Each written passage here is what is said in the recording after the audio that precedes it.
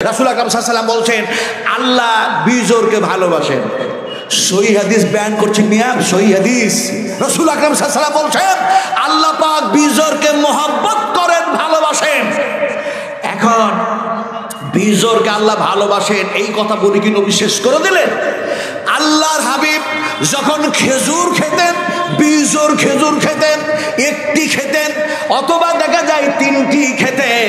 রাসূলুল্লাহ সাল্লাল্লাহু আলাইহি ওয়াসাল্লাম একদিকে বয়ান করলেন কি, একদিকে আমলে পরিণত করছেন কি, নিজের জীবনটাকে, নিজের জিন্দেগিটাকে চায় দুনিয়ার মানুষের সামনে শুধু দেখা যায় আমি নবী এই দাবি নয়, আমাকে নবুয়ত দেওয়া হয়েছে শুধু এই দাবি না, আমার উপরে কোরআন নাজিল হয়েছে শুধু এই কথা জানানো না, আমি সাইয়্যিদুল মুরসালিন খাতিবুন নবীন এই কথা শুধু মানুষকে বলা না, বরং তার সাথে সাথে আমল করা।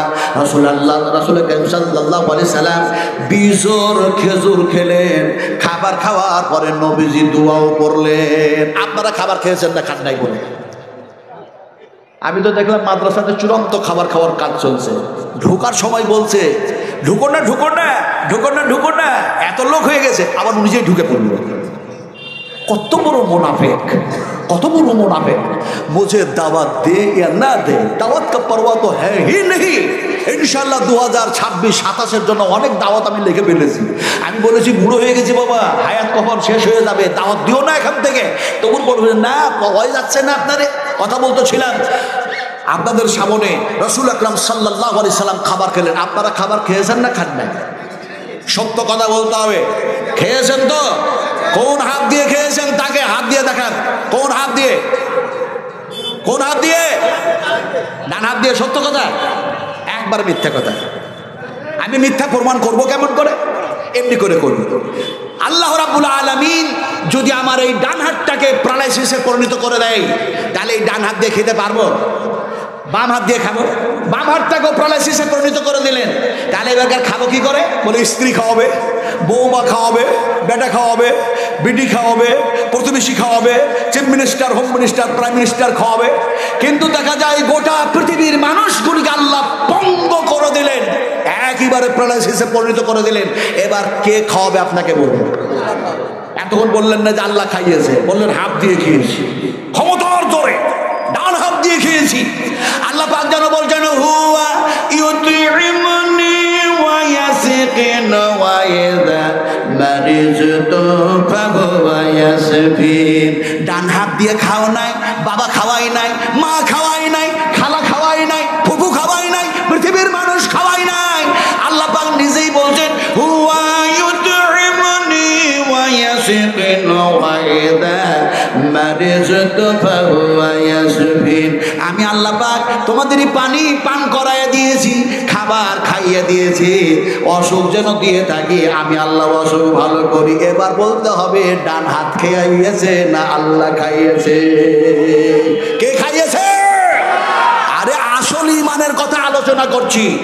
ইমান আমাদের যে দুর্বল, ইমানে যে মরিচা ধরেছে, ইমানে যে জং ধরেছে, ইমানে যে ময়লা বসেছে, যার জন্যই কোরআন থেকে ছিটকে পড়েছি, ইদারা মাদ্রাসা থেকে ছিটকে পড়েছি, ইসলাম থেকে দূরে সরে পড়েছি।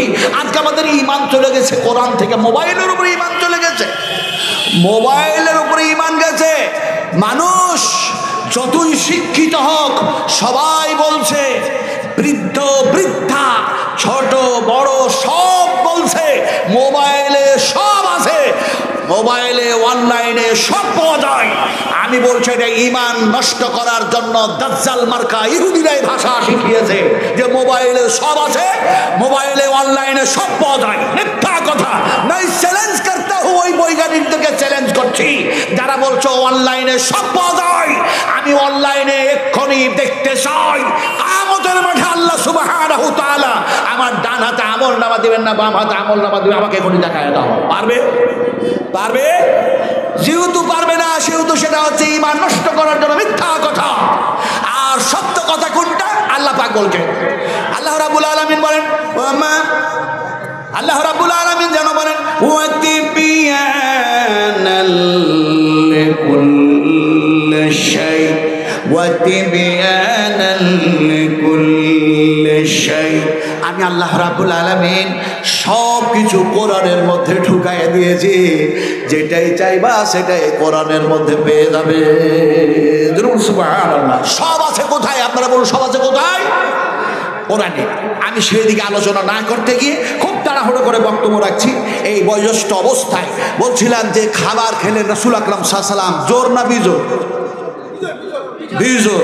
আর আমরাও খাবার খেয়েছি। এখন নবীজি খাবার খেলেন, খাবার খাওয়ার পরে দোয়া পড়লেন। আপনারা খাবার খাওয়ার পরে, আমরা খাবার খাওয়ার পরে দোয়া কি পড়েছি বলুন? কি দোয়া পড়েছেন বলেন?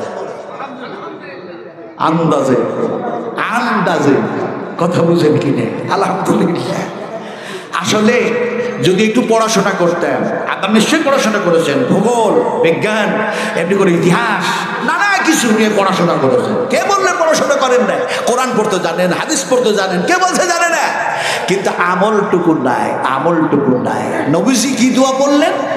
বুখারী শরীফের মধ্যে সেই দোয়াকে কোট করেছেন ইমাম বুখারী রাহমাতুল্লাহ আলাইহি। বুখারী শরীফের মধ্যে সেই দোয়াটাকে নিয়ে এসেছেন।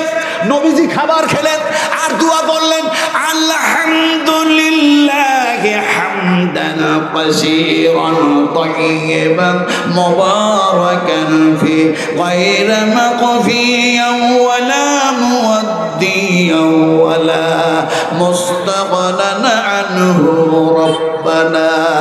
এই দোয়া তো আপনাদের জানা আছে, জানা আছে? জানা নাই তো? কালকে সবাই মাদ্রাসায় ভর্তি হয়ে যান, সব ভর্তি হন।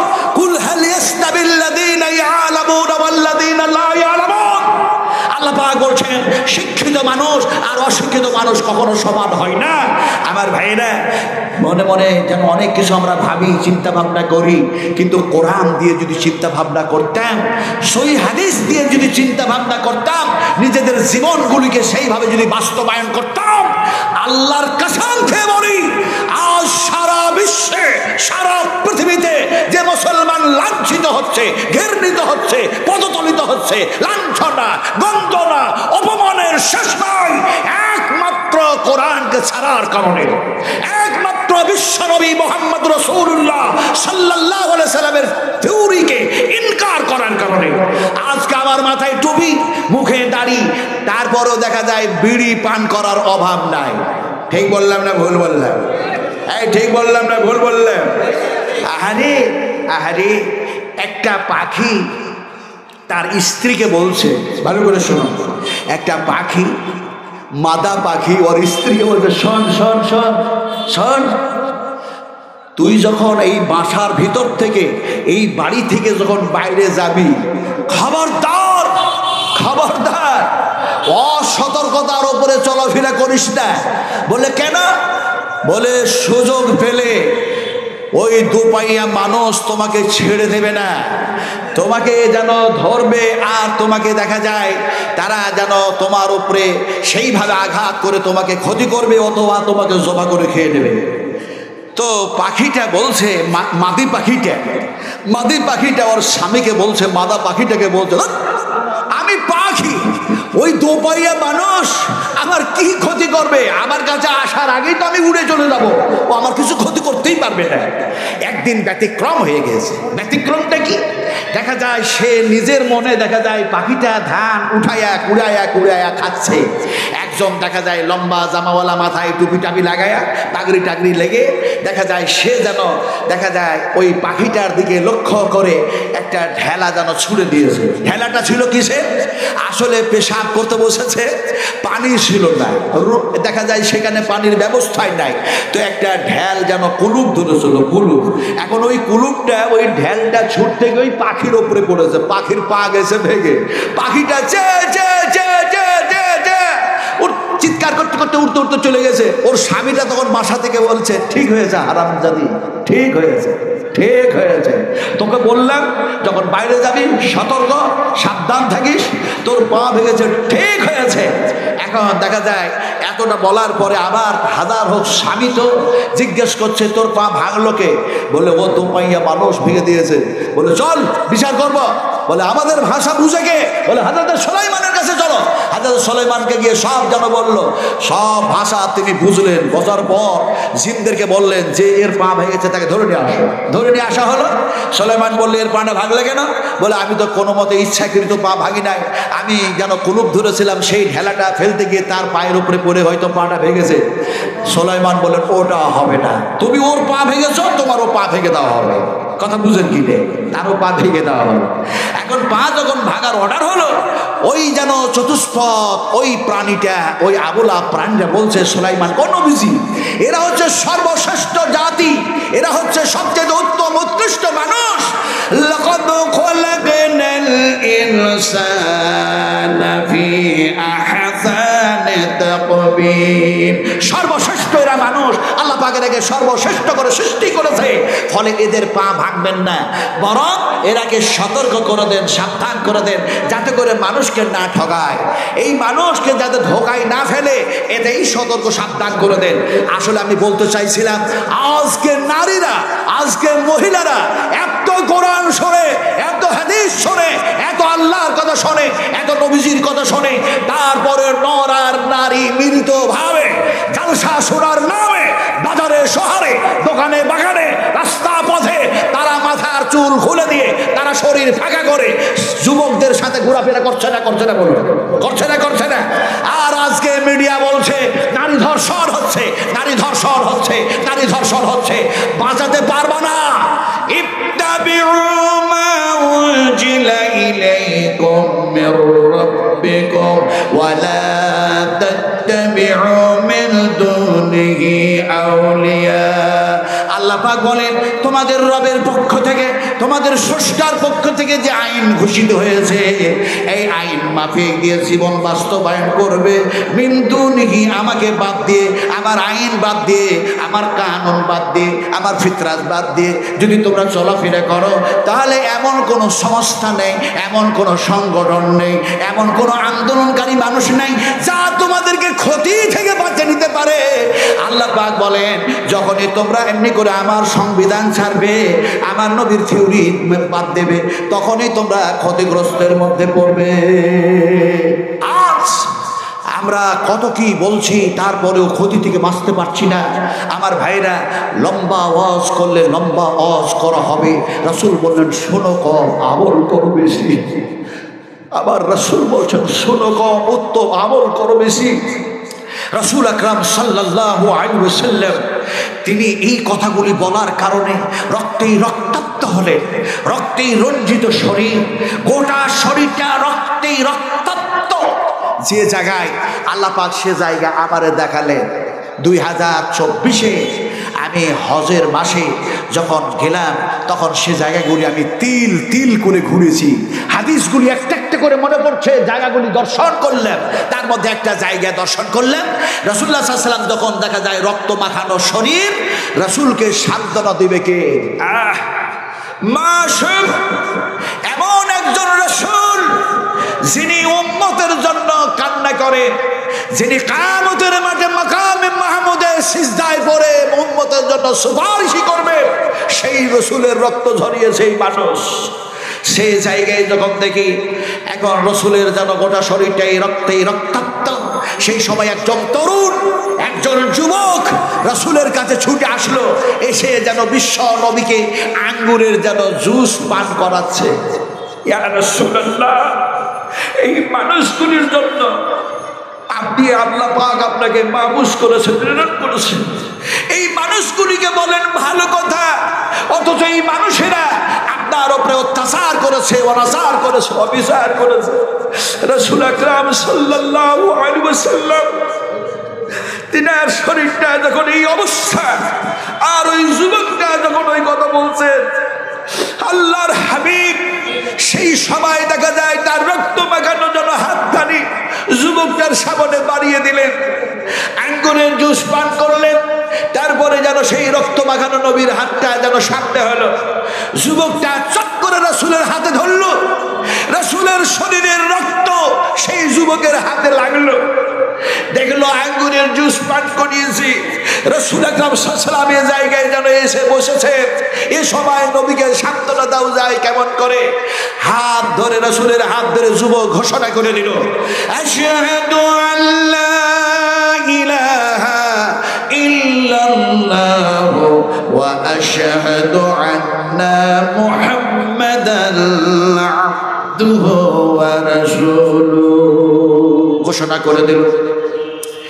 আল্লাহর রাসূলের সঙ্গে এই ব্যবহার করার কারণে, এই যেন দেখা যায়, এই আখলাক দেখার কারণে আল্লাহ সুবহানাহু তাআলা সেই যুবকটাকে যুবক ভাবে রাখলেন। শুধু না, বরং বিশ্ব নবীর যেন সে সাহাবী হওয়ার সুযোগ পেয়ে গেল, সাহাবী হয়ে গেলেন।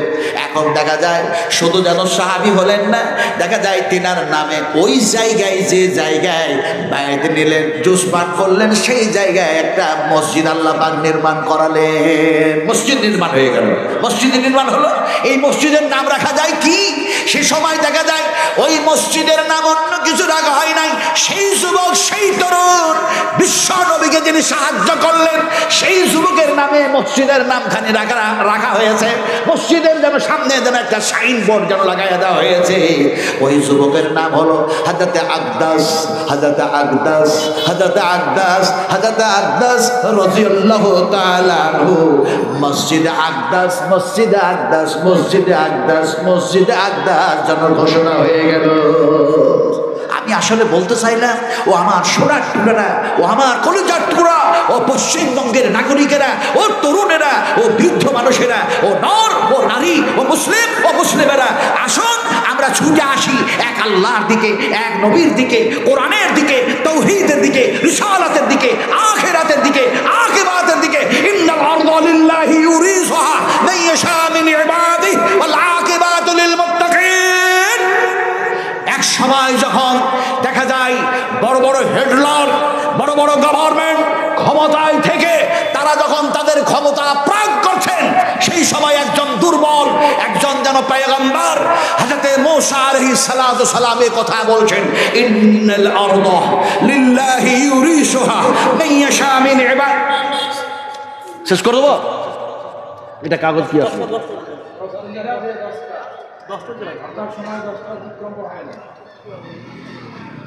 দশটা। আলহামদুলিল্লাহ, হাইয়াকাল্লাহ, বারাকাল্লাহ, জাযাকুমুল্লাহ খায়রাল জাযা, আহসানাল জাযা। আল্লাহুম্মা ফাক্কিহনা ফিদ-দীন, আল্লাহুম্মা ইহদিনাস সিরাতাল মুস্তাকিম, আল্লাহুম্মা ইগফির খাতায়ে কাবীরানা, আল্লাহুম্মা ইগফির খাতায়ে সাগীরানা, আল্লাহুম্মা ইগফির খাতায়ে যায়রিনা, আল্লাহুম্মা ইগফির খাতায়ে বাতানা। একটু জোরে বলো আল্লাহুম্মা আমিন। আমার টাইমটা 10টা পর্যন্ত রেখেছেন, যার জন্য আমি মুসাফির মানুষ দোয়া দিলাম। আচ্ছা, কার দোয়া কবুল হয়? যুবকদের না বুড়ো মানুষের? হ্যাঁ, যুবকের না বুড়ো মানুষের? মুসাফিরের। একজনে বলেছে বুড়োর। কোনটাতে ফাইসালা দেব? হ্যাঁ, নবীজি বলেছেন, বিশ্ব নবী বলেছেন, যুবক শোনো যুবক, যৌবনকালের ইবাদত আল্লাহর কাছে সবচেয়ে বেশি গ্রহণযোগ্য। ও যুবকেরা শোনো, খামাকা নেতাদের পিছনে ছুটতে গিয়ে সময় নষ্ট করে দিয়েন না। সময় নষ্ট বুঝেন? তার মানে মসজিদ আজান হচ্ছে, নামাজ পড়ি না, এমনি করে রাত্রি 1টা 2টা পর্যন্ত জালসা শুনলাম, তারপরে মসজিদে গেলাম না, ফজরের নামাজ পড়লাম না। এরকম আছে না নাই? আছে না নাই? আমার ভাইয়েরা, সোনার টোরেরা, সময় নষ্ট করেন না, সময় নষ্ট করেন না। নবীজি বললেন, ও যুবকেরা, তোমাদের যৌবনকালের ইবাদত আল্লাহর কাছে সবচেয়ে বেশি পছন্দনীয়। আর নবীজি বললেন, পিতা মাতার দোয়া কবুল হয়, মজলুম মানুষের দোয়া কবুল হয়, মুসাফিরের দোয়া কবুল হয়, কিন্তু দোয়া কবুল হয় যার, সে হচ্ছে এক বুড়ো মানুষ, বৃদ্ধ মানুষ। বুড়ো মানুষের দোয়া কেমনে কবুল হয়? একটা বুড়ো মানুষ, একেবারে বৃদ্ধ মানুষ। আপনারা তো বুড়ো মানুষ বুঝেন না? বুঝেন না বলে? বুঝেন তো? এই দাড়ি কিসে পেয়ে গেছে? বুড়ো হলে না, না, বুড়ো তো হয়ে গেছি, পাকলো কিসে? কিসে পাকলো? বয়সে না, বয়সের না, বয়সের না। বুখারী শরীফের হাদিস, বিশ্ব নবী মুহাম্মদ রাসূলুল্লাহ সাল্লাল্লাহু আলাইহি ওয়াসাল্লাম, তিনার যেন মাথার চুল সাদা হয়েছে, মুখের দাড়িগুলি সাদা হয়ে গেছে। উম্মাহাতুল মুমিনিন মা আয়েশা জিজ্ঞেস করছেন, ইয়া রাসূলুল্লাহি, বয়সের কারণে বুঝি আপনার মাথার চুল দাড়ি পেকে যেন সাদা হয়ে গেছে, বয়সের কারণে? আল্লাহ রাসূল বলেন, লা লা লা না না আল্লাহ, বয়সের কারণে আমার মাথার চুল দাড়ি পাকে নাই। আয়েশারে এই যে চুল পাকলো সাদা হলো, বিশ্ব নবী মুহাম্মদ সাল্লাল্লাহু আলাইহি ওয়াসাল্লাম বলছেন আমার এই দাড়ি চুল পাকার কারণ হচ্ছে কিয়ামতের চিন্তা করতে করতে। সুবহানাল্লাহ পড়ে, এর জোরে বলুন সুবহানাল্লাহ। আমাদের দাড়ি পাকলো কিসে? যদি বলেন বয়সে, তো অনেক দেখবেন 20 বছর, 12 বছর, 10 বছর, 7 বছরের ছেলে জায়গা জায়গা জায়গা জায়গা মাথার চুল সাদা হয়ে গেছে, তাহলে ওদের বয়স হয়ে গেছে না। আমাদের চুল পাগলো, দাড়ি পাগলো দুনিয়া করতে করতে। দুনিয়া দুনিয়া দুনিয়া দুনিয়া গোল না চ্যাপ্টা? দুনিয়া গোল। এখন যদি বলি চ্যাপ্টা, তাহলে সেটা কেমন হবে? গোলটা যদি বলি তাহলে সেটা কেমন হবে? তার বিশ্লেষণ করার টাইম নাই আমার হাতে, কিন্তু ইনশাআল্লাহ আগামীতে আসলে, কোথাও আল্লাহ নিয়ে আসলে সে কথা আমি আলোচনা করব। দুনিয়া গোল না চ্যাপ্টা? এই দাড়ি পাকলো কেন? দুনিয়া করতে করতে। আমি সুন্দর করে বয়ান করবো, আজকে আমার হাতে সময় নাই। আলোচনা যেটা করতে চাইছিলাম সেটা হচ্ছে বিশ্বনবী মুহাম্মদ রাসূলুল্লাহ সাল্লাল্লাহু আলাইহি সাল্লামকে বাদ দিয়ে নয়, ইন্নাল আরদা লিল্লাহি ইউরিসুহা মান ইয়াশা মিন ইবাদিহি ওয়াল আকিবাতু লিল মুত্তাকিন। আল্লাহ পাক যেন বলছেন এই জমিনে যারা নেতৃত্ব দিবে তারা কারা? তারা হবে মুত্তাকিন, তারা হবে পরহেজগার, তারা হবে আল্লাহ ভীরু, তারা হবে আল্লাহওয়ালা, তারা আখিরাত আকিবাত পরকালের প্রতি, এক আল্লাহর প্রতি বিশ্বাস স্থাপনকারী হবে। সবাই নাই 10 মিনিটে, ফলে হ্যাঁ বুঝে ফেলেছি, সবাই নাই। আসলে দেখা যায় এমনি করে দেখা যায় এইভাবে যারা নেতৃত্ব দিবে তারা আল্লাহর প্রতি বিশ্বাস স্থাপনকারী হবে, আখিরাত পরকালের প্রতি বিশ্বাস স্থাপনকারী হবে। এই নেতৃত্ব যারা দিবে তারা হবে আলেমে দ্বীন, তারা হবে আলিম, অত্যন্ত কামা হাক্কাহু আলেম হবে, অত্যন্ত কামা হাক্কাহু আলেম হতে হবে। ইমাম বুখারী রাহমাতুল্লাহ আলাইহি, ইমাম আহমদ বিন হাম্বল রাহমাতুল্লাহ আলাইহি কামা হাক্কাহু আলেম ছিলেন বলে তারা জেল খেটেছে, না খাটে নাই? মাওলানা ফজলে হক খায়রাবাদী জেল খেটেছে, মাওলানা ইয়াহইয়া খান জেল খেটেছে। এতে করে দেখা যায় আল্লামা ইমাম তাইমিয়া হাফেজাহুল্লাহ 11 বার জেল খাটলেন। কি কি কারণে জেল খেটেছিলেন একটা একটা করে যদি বয়ান করি অনেক সময় লেগে যাবে। আল্লামা ইমাম তাইমিয়া জেল খাটলেন কেন? ফলে এই ইতিহাস আলোচনা করার সময় নাই, তবে এতটা আলোচনা করার সময় আমার হাতে আছে যে এই মাদ্রাসা থেকে আলেম তৈরি হয়, আলেমা তৈরি হয়, হাফেজ তৈরি হয়, হাফেজা তৈরি হয়, মুহাদ্দিসিন তৈরি হবে, মুহাদ্দিসা তৈরি হবে। তাই এই মাদ্রাসাকে নষ্ট করার জন্য গভর্নমেন্ট চাইছে মাদ্রাসা বন্ধ হয়ে যাক। আপনারা চান মাদ্রাসা বন্ধ হতে না মাদ্রাসা চালাতে? কোনটা? হাত উঠায় দেখান কারা কারা চালাতে চান নবীর মাদ্রাসা। আর একটু হাত উঁচু হবে না? আর একটু হাত সিধা করুন, হাত একেবারে সিধা করে দিন, বলি নারায়ে তাকবীর। হাত উঁচু করলেন হয়তো বেদাত হয়ে গেল। আমি একটার পর একটা যদি এখন হাদিস বয়ান করতে চাই লম্বা হয়ে যাবে। ফলে মাদ্রাসা যদি চালাতে চান, কিন্তু এখন বর্তমানে এই মাদ্রাসা বন্ধ করার জন্য নানা রকমের সুচতুরতার সঙ্গে, হিকমতের সঙ্গে, কৌশলের সঙ্গে সে ব্যবস্থা গভর্নমেন্ট নিচ্ছে। কারণ এখন থেকেই মোদিজি বলতে শুরু করেছে এক হাতে কোরআন, এক হাতে কম্পিউটার মুসলমানদের হাতে দেখতে চাই, এক হাতে কম্পিউটার আর এক হাতে কোরআন দেখতে চাই। আমি বলেছি এই লোকটা হচ্ছে মিথ্যক, এর কথার কোনো ঠিক নাই। দেখা যায় কে কোন সময় যে এই কথা বলে, কোনো সময় বলে মাদ্রাসা বন্ধ করো, কোনো সময় বলো রামায়ণ পড়াতে হবে, মহাভারত পড়াতে হবে, কোরআন পড়ানো যাবে না, কোনো সময় বলছে এই মাদ্রাসাতে সন্ত্রাস তৈরি হয়, আবার কোনো সময় ভোট নেওয়ার জন্য বলছে এক হাতে কোরআন এক হাতে কম্পিউটার দেখতে চাই। কথা বলতেছিলাম ভালো করে শুনুন, এটা হচ্ছে তার ধার করা কথা।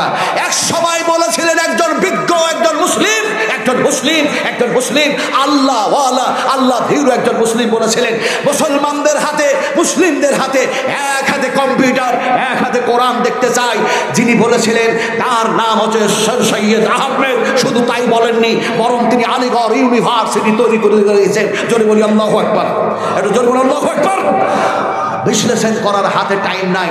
বিশ্বনবী মুহাম্মদ সাল্লাল্লাহু আলাইহি সাল্লামের রক্ত ঝরেছে, তার মূল্য দিতে পারবো না। ইয়া উম্মতি করে কাঁদতে কাঁদতে বিদায় নিয়েছেন, তার মূল্য দিতে পারবো না। এই 5-7 মিনিটের মধ্যে, এই 5 থেকে 7 মিনিটের মধ্যে আদা মুসাফির আমার হাতে কেউ যদি 10,000 টাকা দেন, আল্লাহর কসমকে বলছি, ওয়াল্লাহি আল্লাহর কসমকে বলি, নবী যে দোয়াটা দিয়েছেন সেই দোয়াটা আমি দেবো।